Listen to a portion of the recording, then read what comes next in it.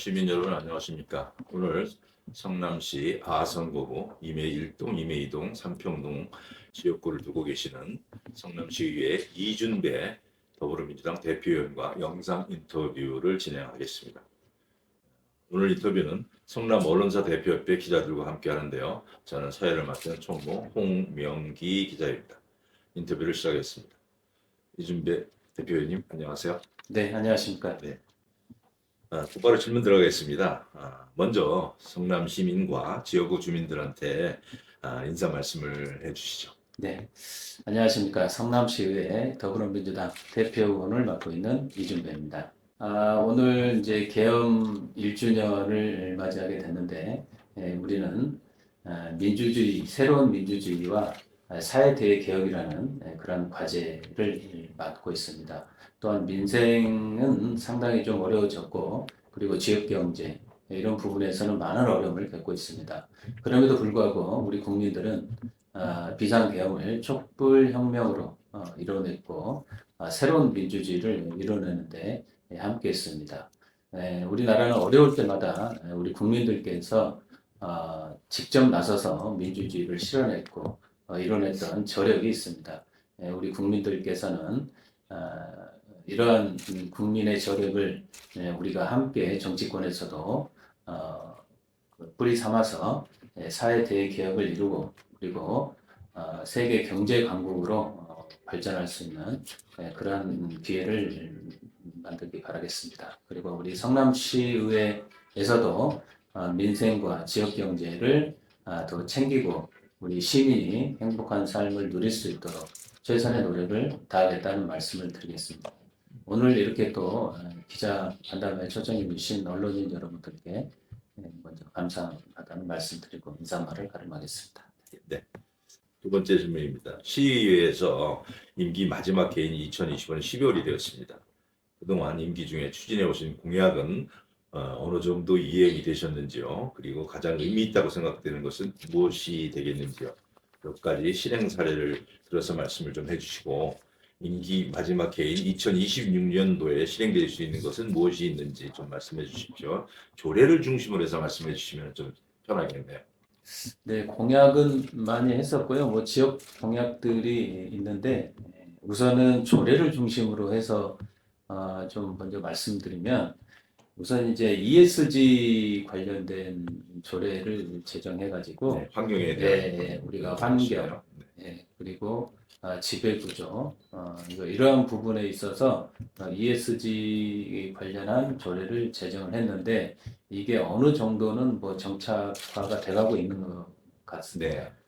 그럼에도 불구하고 우리가 향후 미래 지속 가능한 도시를 만들어가기 위해서는 어떤 ESG 경영 그리고 ESG에 대한 더 관심을 가지고 우리 시에서도 적극적인 예산 투자가 좀 있어야 될 것 같습니다. 그리고 또 하나는 이제 인공지능 관련돼서 지원 조례를 제가 또 이제 만들었는데요. 이제는 어떻게 보면 4차 산업혁명의 핵심은 AI라고 저는 이제 보고 있습니다.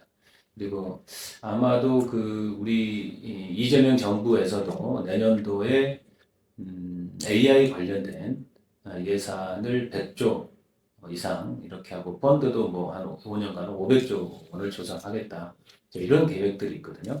그래서 이 새로운 AI 혁명 시대를 맞이해서 우리가 준비해야 될 것은 무언가.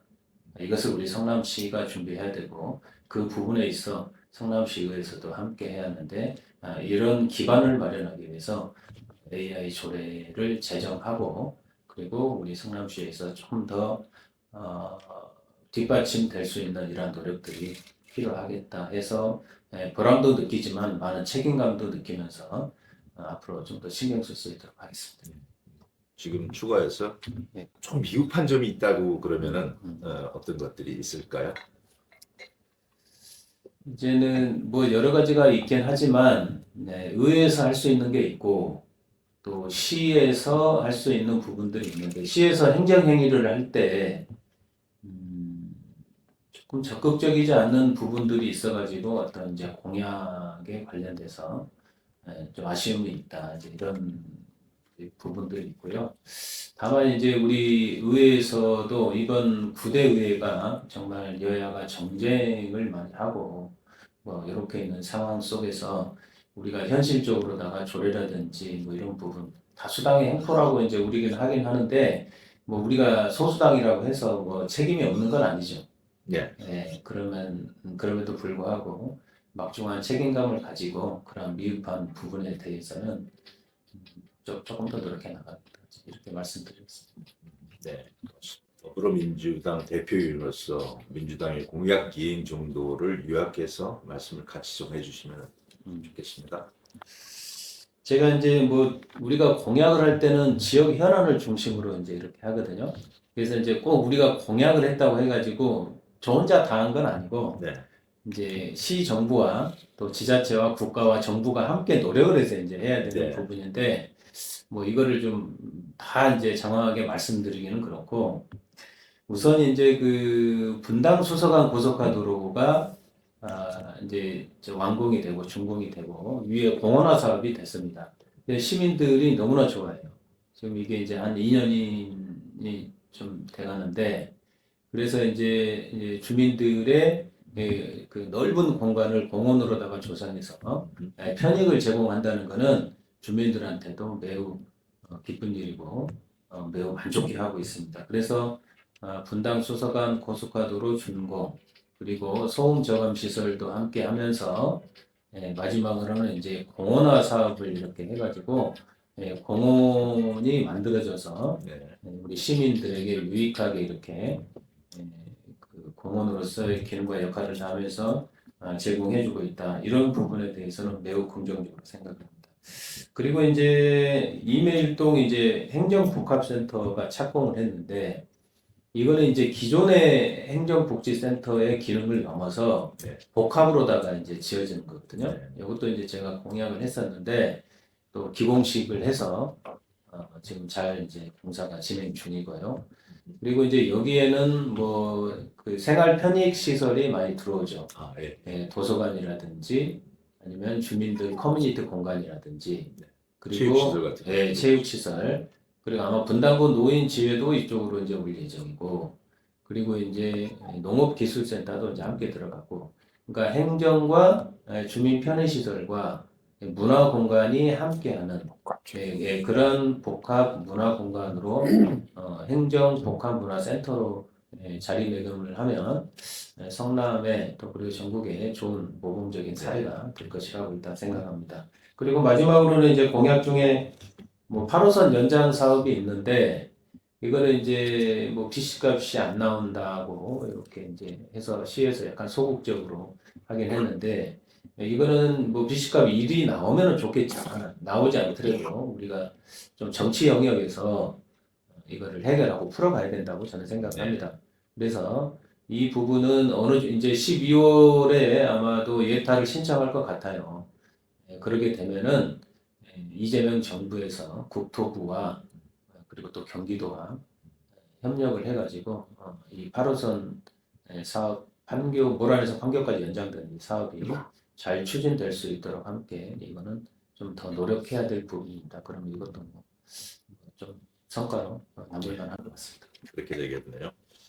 자, 수고하셨습니다. 자, 오늘 12월 3일이네요. 기업 발생이 된 지 일주기를 맞이했습니다. 오늘 무슨 대통령님께서도 어떤 담화문을 좀 발표하신 그런 내용들이 좀 있는데요.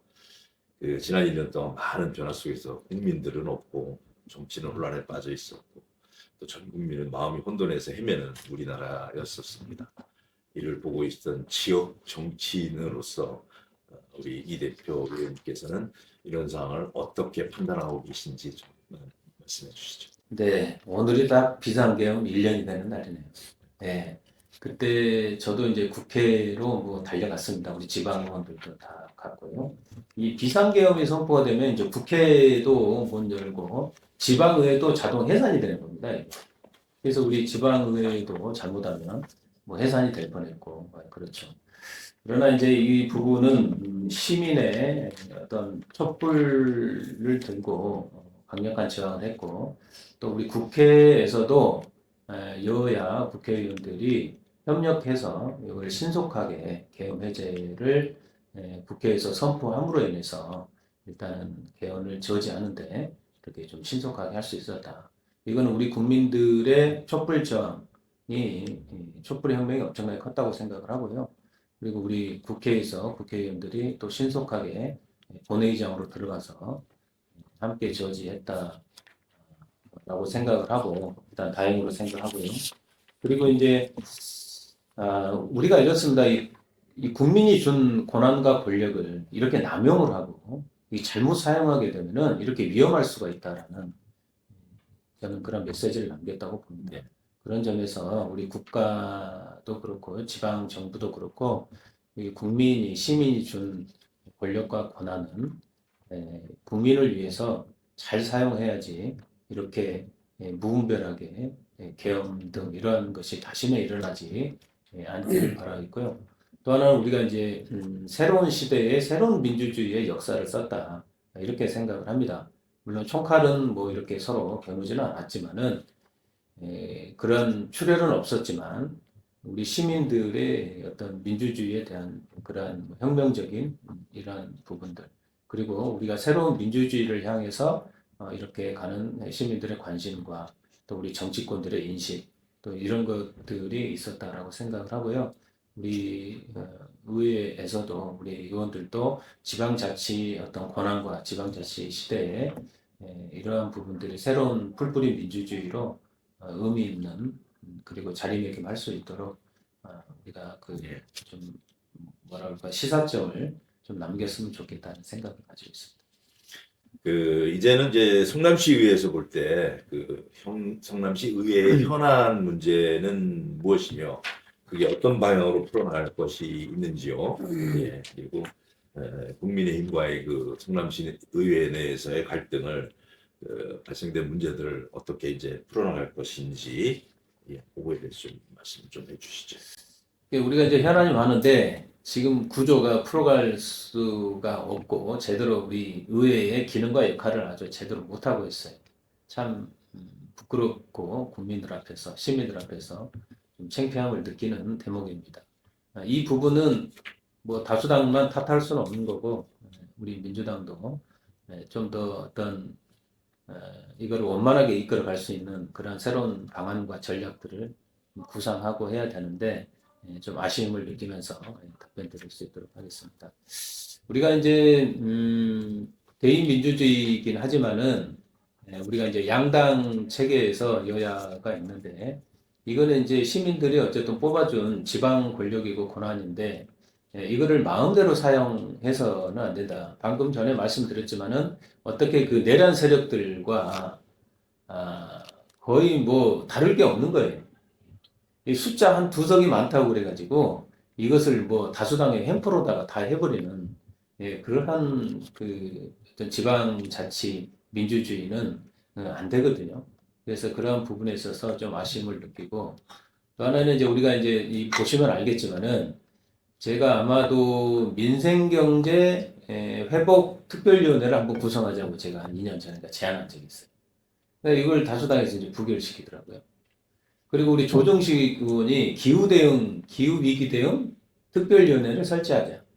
그 이제 기후위기 시대에 이런 특별위원회에서 우리가 한번 특별위원회를 만들어서 성남시가 선도적으로 기후대응에 나서는 그런 걸 해보자. 이것도 또 이제 부결시켰거든요. 다수당에서. 그리고 이제 저쪽에서 한 거는 뭐냐면 무슨 채용비리 단속부마 뭐 이런 거를 막 특별위원회를 만들어요. 이건 이제 정치 공세용인데 지금까지 한 번 뭐 제대로 연 적이 없어요.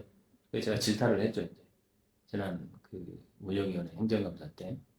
그래서 저는 이제 이러한 정치 공세적인 거는 굉장히 소모적이고 그리고 시민의 혈세를 낭비하는 거고 그리고 우리 스스로의 권한과 그 권력을 포기하는 거고 그리고 우리가 무능하다는 것밖에 보여주는 게 없어요.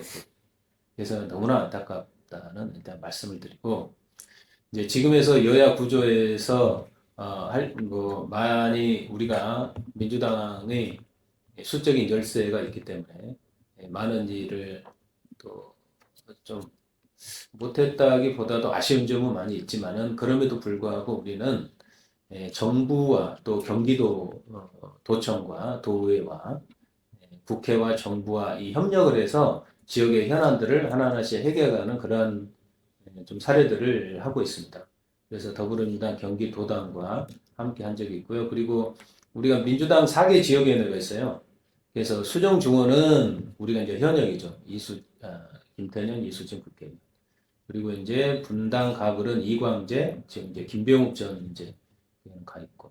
이렇게 해서 당정 협의를 해가지고 이제 작년에 우리가 4층에서 의회에서 한 적이 있었는데 이 정책 현안과 이 간담회를 통해 가지고 어떻게 우리가 정책 과제를 풀어 나가야 될 건가 이 부분에 대해서 고민하고 연구하고 우리가 실행해 나가는데 큰 힘이 됐다 이렇게 생각하고 이것은 국민들께서 국회의원 다수를 만들어준 일단 국민들의 역할이 컸다고 생각하고요.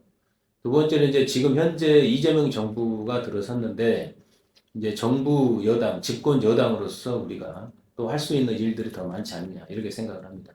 그래서 시의회에서는 수적 열세를 보이고 있지만 정부 여당의 집권 여당으로서 또 그리고 다수당 국회 다수당으로서 또 경기도의 우리 민주당 김동연 지사와 또 소통을 하면서 이렇게 현안들을 하나하나씩 좀 풀어갈 생각입니다. 그럼에도 불구하고 그 갈등으로 인해 가지고 현안으로 대두된 문제점들이 있지 않습니까? 의장님 선출에 대한 문제라든지 등 있는데 기타 등등 그런 발생된 거 그거에 대해서는 어떻게 해결해 나갈 건지 의견을 좀 말씀해 주실 수 없을까요? 제가 놓칠 뻔했던 거를 잘 물어봐 주셨네요. 지금 가장 큰 게 의장 부재죠. 이게 의장 선거를 해야 되는데 지금 안 하고 있지 않습니까? 근데 이게 고리가 되면 바로 해야 되는 건데 기간은 정해져 있지 않아요, 법적으로. 그러나 우리가 이거를 바로 해야 되죠, 의장이. 의장이 이렇게 공백 사태가 길어지는 경우는 네. 아마도 지방에서 많이 없을 겁니다. 그렇게 해서 해야 되는데 이제 국민의힘에서는 아직 뽑지 않고 있어요.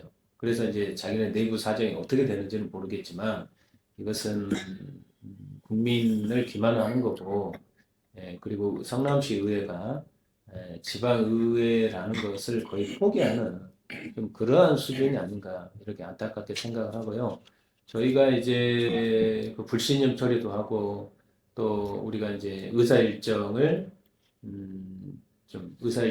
수정해 가지고 올리기도 하고 선거하자. 근데 표결로 딱 뭐 18대 16 나와가지고 의사 일정에서 못 하고 있는 거고. 이제 그런 상황이긴 한데 이제 내년 지방선거 때 이런 부분들을 우리 시민들이 좀 잘 알아주셔야 되는 거고, 그래서 좀 여야가 내년에는 좀 바뀌어서 이 정상적인 의회로 추진될 수 있도록 그렇게 해야 될 것 같습니다.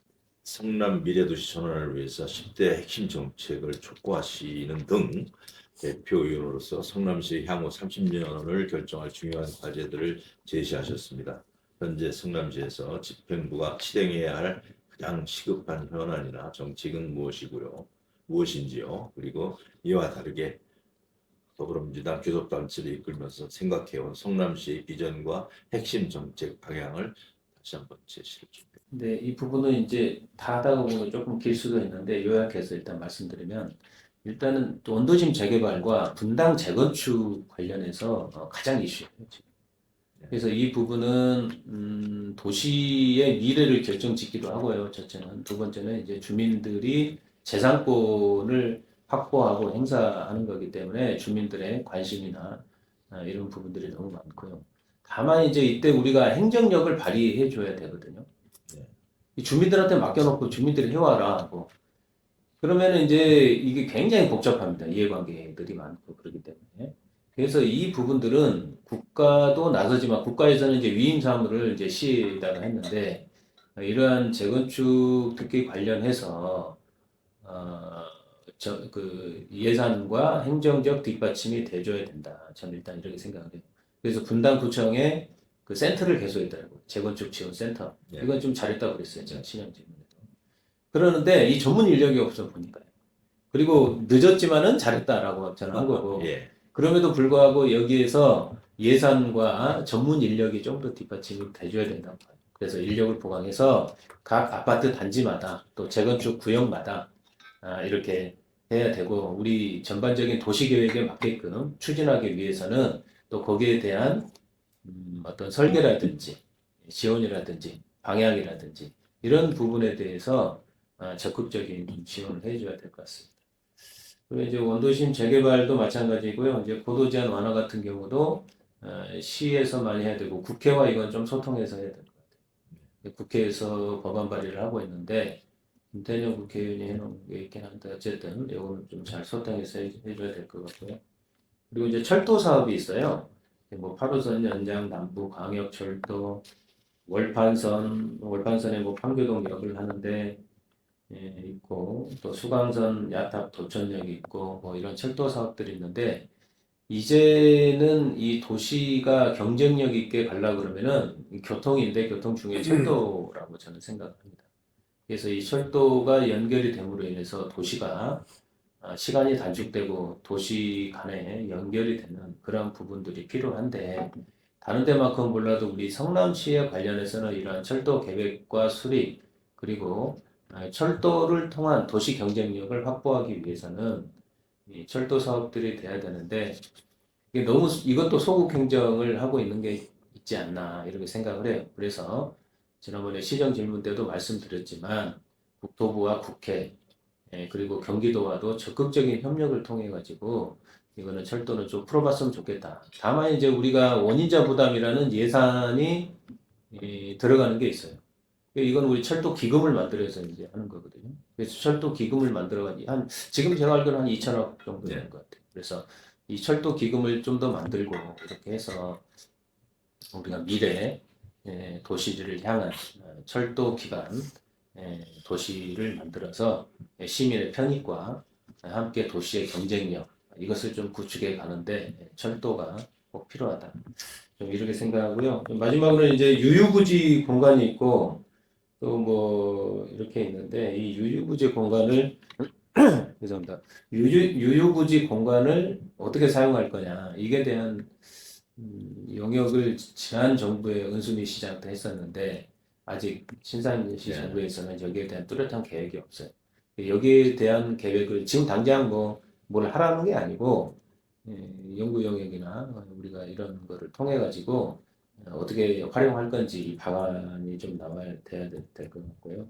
그리고 마지막으로 아까 이제 말씀드렸지만 AI 관련해서 우리가 조금 더 투자하고 지금 대표위원으로서 이제 성남 집행부에 대한 전반적인 평가를 좀 해주시고요. 네. 시민을 위한 시정의 성공적인 추진을 위해 더불어민주당 집행부와 관계를 이제 성남 시장이신 신상지 시장과 어떻게 이제 설정을 하고 계신지요. 그리고 민주당에서 하고 싶으신 정책이나 현안들을 또 어떻게 추진하고 계신지 듣고 싶습니다.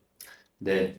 우선 뭐 저는 신상진 시 집행부에 대해서 뭐 제 개인적인 평가보다는 이게 나타나 있는 걸로 이제 한번 몇 가지 말씀드려보자면은 우선은 이분이 오시자마자 성남시 의료원을 대학병원에 위탁하겠다고 했어요. 네. 그리고 성남 FC를 매각하겠다. 근데 지금 지켜진 게 없잖아요. 알겠죠? 그리고 성남시 의료원을 대학병원에 위탁하겠다고 그래놓고 약속도 못 지키고 이행도 못하고 그냥 그 중간에 얼마나 혼란스러웠습니까? 이거 성남시 의료원은 코로나 때 이 거점 병원으로서 역할을 충실히 했어요. 그래서 재무제표를 보면은 당기 순이익 이런 게 이제 한 3년간 흑자가 됩니다. 몇백억씩. 그렇게 해서 이제 정부의 지원을 받고 이렇게 한 거거든요. 그래 이제 그러한 거점 병원이 되었고 그리고 이제 자리매김할 정도의 위탁을 하겠다. 이러니까 이제 의사들도 뭐 간호사들도 좋은 인력들이 빠져나가는 거예요. 그리고 충원이 안 돼요. 위탁하겠다는데 누가 들어와요? 이게 공백 기간이에요. 얼추 한 3년 가까이 간 거. 근데 지금 원장이 들어오긴 했는데 2년이 넘게 원장 공백이 있었죠. 그러고 나서 원장이 뭐 모집도 안 하고 들어오려고도 안 해요.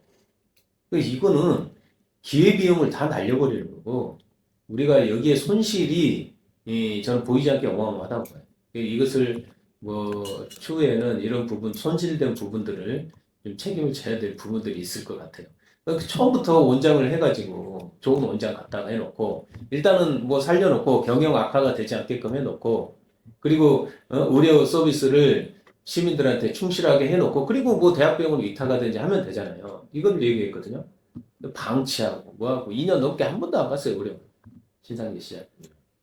그렇게 하다가 이제 이것도 늦었지만 다행스럽게 원장을 지금 1년이 됐나요? 안 됐나요? 이제 그렇게 해서 좀 다행스럽습니다. 그나마. 이게 이 성남시 의료는 본인 개인 게 아니에요. 시민이 이 전국 최초로 시민 조례를 만들어가지고 만든 병원이고 우리 성남시에서 전적으로 출연해서 하는 거지 뭐 본인이 그냥 뭐 이렇게 하겠다 저렇게 하겠다 막 그냥 개별적으로 그냥 한다는 건 너무 안타까우고 이렇게 행정 소비, 예산 낭비 그리고 좋은 인력들이 다 빠져나가는 이런 그 악순환이 성남시 의료는 계속됐다. 이제 이렇게 한번 또 그 행정을 이렇게 해서는 안 되는데 신상기 시장 이렇게 해서 그랬고요. 성남 FC도 매각하겠다고 막 그렇게 떠들었거든요. 근데 지금 2부 리그에서 뭐 이 사람들이 뭐 제가 봤을 때는 의욕이 있어야지 뭐 지금 1부 리그도 올라와야 되는데 뭐 그러지도 못하고 있는 거고 참 이런 것들이 안타까워요. 그 매각하겠다고 그러니 뭐 선수들이 어디 뭐 사기가 있겠어요. 그죠? 예산 집행에 대해서는 어떻게 생각하십니까? 지금 현재 예산이 좀 많이 남았다라는 그런 그 말이 좀 있는데요. 그거에 대해서는 어떻게 생각하십니까? 예산을 실제로 절감하고 이렇게 한다고 하면은 그건 저는 잘 한 거라고 생각을 해요. 그렇지만 포장이 너무 과해요. 지금 선거법으로 우리가 이제 고발을 했는데 그 사업이 이루어지지 않는 걸 갖다가 막 예산을 미리 절감했다고 막 해요. 예전에 정자교 사고 났잖아요. 그래갖고 16개 분당의 다리를 다 해가지고 인도로 만들었는데 이게 추산 예산이 약 1,700억 정도였어요. 그래서 이제 부시장이 총괄 답변하는데 이거를 700억인가 하겠다. 뭐 이러더라고요. 그래서 어떻게 700억이 가지고 1,800억 나온 거를 그렇게 했더니 자세히 듣고 보니까 인도를 아예 없애버리는 거예요, 그냥. 없애버리고 차도에다가 조그맣게 인도를 만들겠다는 거예요. 이 발상 자체가 이게 굉장히 잘못됐고 또 하나는 이제 그러면서 그 재건축, 재개발, 이제 분당 신도시 뭐 이런 부분에 있어서 앞으로 그 다리 그 교각이 더 넓어져야 되거든요. 또 차들도 커지고 그런데 오히려 더 그 역행을 하고 있는 거죠. 그러니까 이런 부분이 좀 많이 아쉬웠습니다. 아까도 이제 AI에 대해서 이제 관심이 많으셔서 여기 안 대표님께서 얘기를 좀 해주셨는데요. 그 최근 그 AI에 대한 이야기가 있을 때 좀 많이 나오고 있습니다. 그 집행부에서 추진하고 있는 정책 중에서 문제점은 무엇이 있으며 그리고 우리 기자들 입장에서 볼 때는 그런 커다란 AI에 대한 그런 투자라는 그런 개념보다는 지역 사회에서 이 AI가 어떻게 활용되고 정착되어져야 하는 거에 대한 관심이 참 많이 있습니다. 이런 입장에서 한번 그 우리 대표님의 의견을 듣고 싶습니다. 네, 아주 좋은 질문이고요.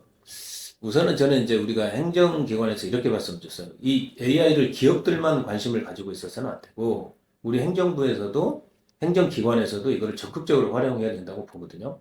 그러면 이제 우리가 AI라고 그러면은 지금 이제 의료 같은 부분도 AI로 뭐 치료하고, 예. 뭐하고, 케어하고, 어르신 돌보고, 이런 것들이 있거든요. 그러니까 의료, 교육, 문화, 복지, 그 다음에 이제 뭐 교통, 그다음에 이제 뭐 건축, 재건축이라든지 이런 부분에 있어서 우리는 그 AI와 함께 할 수밖에 없는 그런 시대 전환이 필요하거든요.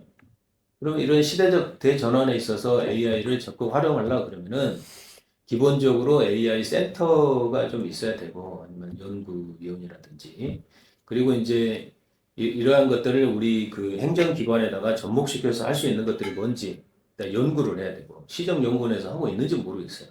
그러나 이런 것들에 이제 연구가 좀 필요하고 그리고 이제 그 접목을 해서 실행을 하나하나씩 선도적으로 해 나갈 필요가 있다고 생각을 해요.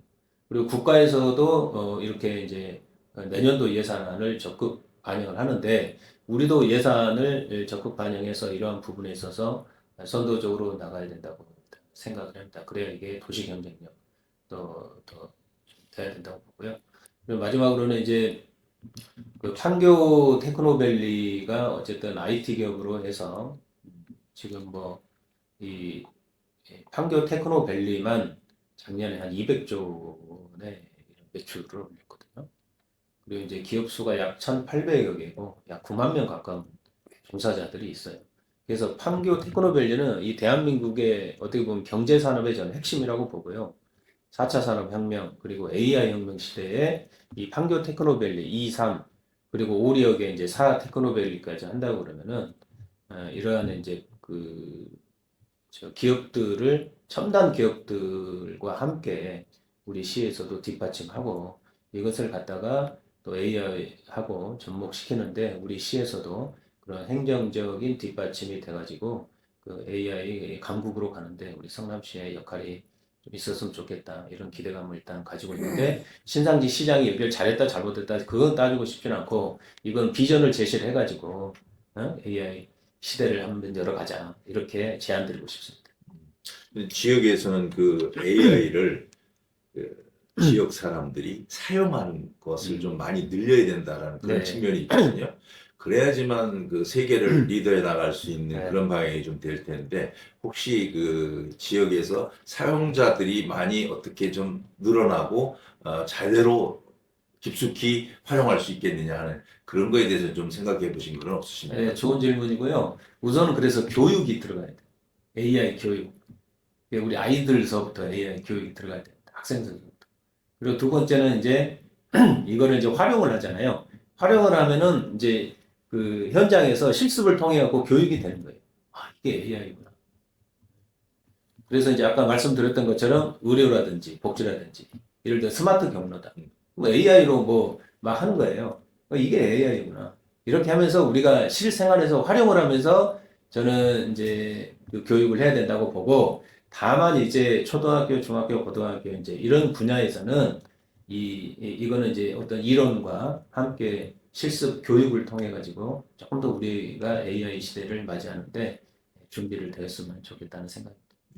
시민들과의 그 소통을 강화하기 위해서 본인이 해오셨던 노력이나 계획이 있으셨다면 소개를 좀 해주시고요. 그런 노력에서 얻어진 결과나 효과는 또 무엇이 있었는지에 대해서 좀 말씀 좀 해주시죠. 네, 시민들과 어쨌든 이제 간담회를 좀 많이 했고요. 네, 그리고 간담회. 토론회를 좀 많이 했습니다. 그래서 주민들이 지역에 이슈가 있는 부분들을 가지고 있고요. 뭐 재건축, 고도 제한, 그다음에 뭐 이게 뭐 GTX, 뭐 성남역 관련해서 뭐 이런 부분들을 이제 토론을 많이 했고 재건축 초과 이익도 뭐 이거 관련해서도 많이 했고 주민들이 관심 있는 걸 갖다가 토론을 많이 했고요. 몇 회 정도 하셨습니까? 임기 중에 지금 이 토론회 뭐 간담회 해가지고 하면 한 10번을 넘을 것 같은데요. 10번. 주로 그렇게 했는데 이제 이렇게 해서 얻어지는 성과들이 있고요. 그리고 이제 언론을 통해서 또 이제 보도되는 부분이 있고 또 개선이 되고 이거를 시 집행기관에서는 또 받아들여서 처리해 준 부분도 있고 또 국회에다가 좀 제출한 것도 있고 그렇게 해서 효과도 있었고 의미도 있었고 이런 부분들이 있었고요. 또 하나는 저희가 이제 제가 이제 소속이 더불어민주당이니까 네. 민주당 이제 당원의 날이라고 이게 소통의 날이 있어요. 네. 여기서 민원을 접수를 해요. 네. 그렇게 해가지고 가는데 이게 이제 그 며칠 전에 제가 이제 했던 세 가지가 있는데 우선 판교동의 판교역 관련해서 있고요. 거기 지하 안반을 지나간대요. 원마을 1단지. 그거를 갖다가 제대로 이제 좀 짚어야 되겠다라는 게 있었고 위험하면 안 되잖아요. 아파트가 불안하고. 두 번째는 이제 운중동 차고지가 있어요. 운정동 차고지 이제 관련해서 민원이 많은데 그냥 한 버스 한 180대를 그냥 막 하려고 하는데 요거 친환경적으로 시민들과 공감하는 그런 설계를 해서 하면 안 될까 이제 그런 게 있었고요. 마지막으로 이제 최근에 이제 며칠 전에 은행나무를 다 뱄어요 판교동에. 네. 은행나무 한 100그루를 뱄 것 같은데 이게 그 주차장 만들려고. 노상 주차장. 네, 노상 주차장 만들려고. 와, 이거는 이 성남시에서 일어난 일인가? 판교에서 일어난 일인가? 이거 있어요. 분당구청장하고 현장 방문을 했는데, 이거는 잘못된 거죠. 주차장 부족하면 다른 방안을 찾아야지. 이래가지고 예산 아꼈다고 그래요, 또 주민들한테.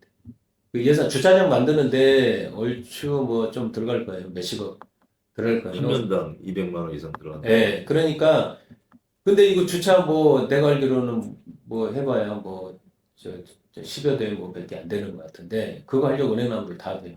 그리고 ESG 기후위기 시대의 대응 이런 부분들과 완전히 시대적 역행을 하고 있는 행정 아니겠습니까? 그러니까 이런 거는 참 부끄러운 민낯이에요.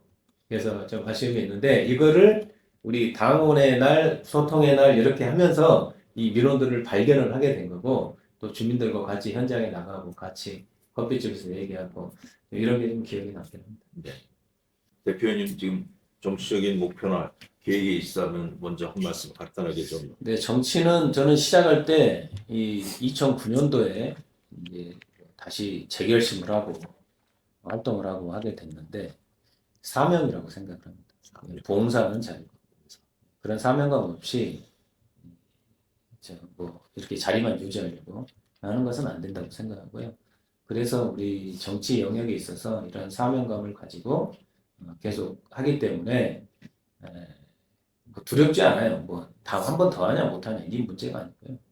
내가 이 시대에 시대제가 요구받고 있는 거를 시대적 사명을 어떻게 내가 다 감당을 하느냐 그런 게 있다고 생각을 해요.